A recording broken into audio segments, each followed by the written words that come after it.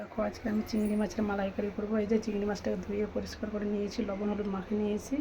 তো মাছটা অল্প দেরি করে বাজারে গেছে, তো মাছটা অল্প পেয়েছে আর কি। তো আজকে আমি দুধ দিয়ে মালাইকারি করব, নারকেল দিয়ে করব না। তো তোমরা দেখতে থাকো কেমন করে বানাই আমি চিংড়ি মাছের মালাইকারি। তো তেলটা গরম হয়ে গেছে এই যে, আর আমার রান্না হয়েছে আজকে।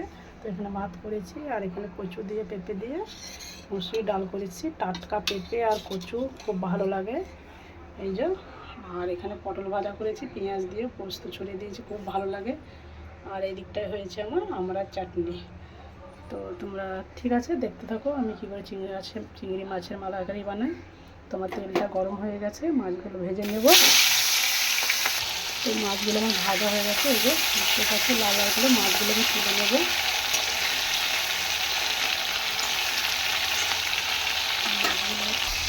মাছটা ভাজা হয়ে গেছে, মাছটা আমি উঠিয়ে দিলাম।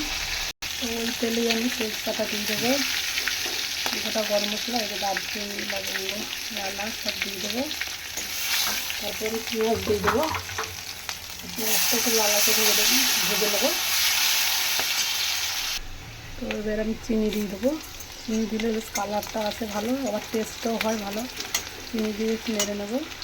মশলাটা আমার এই যে রেডি হয়ে গেছে। তো আমি পেস্ট করে নিয়েছি এই যে আদা রসুন শুকনো লঙ্কা কাঁচা লঙ্কা 2-3টে কাজু বাদাম একবারে পেস্ট করে নিয়েছি, টমেটো। হ্যাঁ, তো এই যে পেস্টটা দিয়ে দেবো। এরপরে আমি হলুদ দিয়ে দেবো, এই যে হলুদ দিয়ে ফুলিয়ে দেবো। তো এরপরে আমি কাশ্মীরি লঙ্কা গুঁড়ো দিয়ে দেবো, কালারটা ভালো আসবে। এটা দিয়ে একটু খুব নেড়ে চেড়ে নেবো। তারপর লবণ দিয়ে জল ঢেলে দেবো। তো এই যে এরপরে আমি লবণ দিয়ে দেবো, এই যে লবণটা দিয়ে দিলাম। তারপর নেড়ে চেড়ে দুধ দিয়ে দেবো, জল না, সরি ভুল করে বলে দিয়েছি, জল দেবো। তো জল দেবো না, আমি দুধ দিয়ে করবো আজকে চিংড়ি মাছের মালাইকারি। এই যে তেলটাও ছেড়ে গিয়েছে দেখতে পাচ্ছ, আর একটু নেড়ে নেবো। তো এই যে দেখতে পাচ্ছ দুধ বাড়ির ফুল কিনে দুধ আমি ফুটিয়ে নিয়েছি এই যে। তো এই দুধ দিয়ে একটা মালাইকারি করবো। দেখতে পাচ্ছ আমার মশলাটা কষা প্রায় হয়ে গেছে, তেলটাও ছেড়ে দিয়েছে এই যে। এবার আমি এই যে দুধটা, ক্রিম দুধটা দিয়ে দেবো, গায়ের দুধ এটা। দেখতে পাচ্ছ আমার প্রায় হয়ে এসছে চিংড়ি মাছের মাছ, দেখতে পাচ্ছ প্রায় এই যে তেলটা সেদ্ধ হয়ে এসছে। তো বন্ধুরা তোমাদের কি রান্না হয়ে যায়, সানডে স্পেশাল চিকেন না মাটন জানাবে। আর আমার সানডে স্পেশাল হচ্ছে চিংড়ি মাছের মালাইকারি। দেখতেই পাচ্ছ হয়ে এসছে প্রায়। তো নামাবার আগে একটু ঘি দেবো আর গরম মশলা, তাহলে আমার হয়ে যাবে চিংড়ি মাছের মালাইকারি। আর একটু হবে, আর 5 মিনিট। তো দেখতে পাচ্ছি এবার মাছগুলো আমি দিয়ে দেবো, মাছগুলো দিয়ে নামিয়ে নেবো।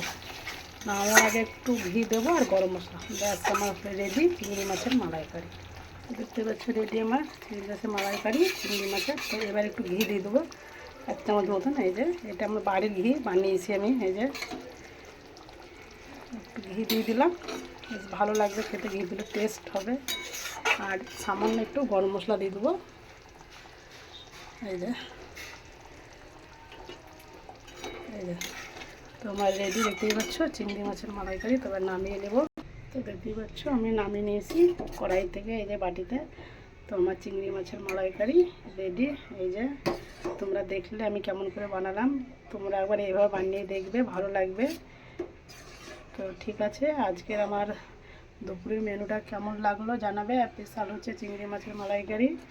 রেসিপিটা তোমাদের কেমন লাগলো বন্ধুরা তো জানাবে। ঠিক আছে, সবাইকে শুভ দুপুর। এই যে চলো আজকের মতন